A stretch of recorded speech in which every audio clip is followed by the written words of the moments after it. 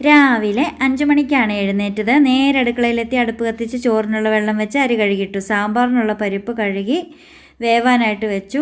പച്ചക്കറിയെല്ലാം നുറുക്കി വന്നപ്പോഴത്തേക്ക് നമ്മുടെ പരിപ്പ് വെന്ത് കേട്ടോ. പിന്നെ പരിപ്പിലേക്ക് പച്ചക്കറിയെല്ലാം തട്ടിക്കൂട്ടിയിട്ട് മസാലയും ചേർത്തങ്ങ് വേവിച്ചു. അവസാനം കടുകും സാമ്പാർ പൊടിയും താളിച്ചങ്ങ് ചേർത്തു. സാമ്പാർ റെഡി.